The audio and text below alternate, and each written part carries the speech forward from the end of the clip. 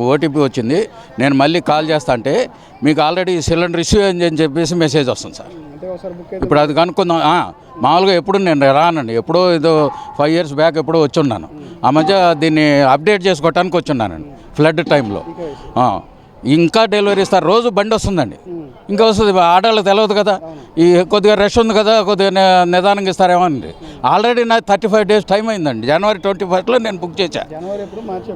ఇది బుక్ చేసింది 3వ తారీఖు అండి, March 3న. అంటే గ్యాప్ కూడా 35 days ఏదో గ్యాప్ అంటున్నారు కదా, ఆ గ్యాప్ కూడా ఇవ్వాలి కదా. నిన్న మొన్న అంతకుముందు 25 days అన్నారండి. నేను 25 days అప్పుడు నేను బుక్ చేశాను.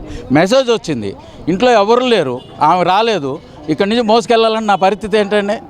ఇప్పుడు టీవీలో అడగటానికి వచ్చాను, మీరు కలిసారు, మీతో నా ఆవేదన చెప్పుకుందామని చెప్తున్నా సార్. అది మెసేజ్ ఉంది, మెసేజ్ కూడా తీసుకోవచ్చు. ఓటీపీ ఉంది.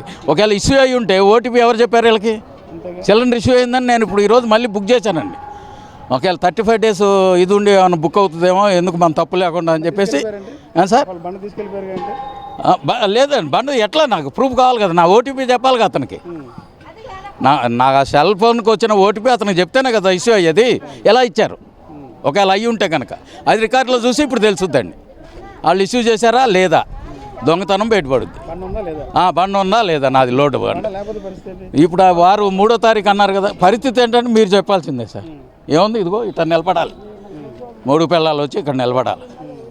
వాళ్ళు చేసిన పనికి, ఫాల్తూ పనికి నేను 20 రోజులు 30 రోజులు నేను కష్టపడటానికి ఇష్టంగా ఉన్నాం, కానీ వీళ్ళు చేసే ఫాల్తూ పనికి మేము ఇబ్బంది పడుతున్నాం. 74 years అండి అది.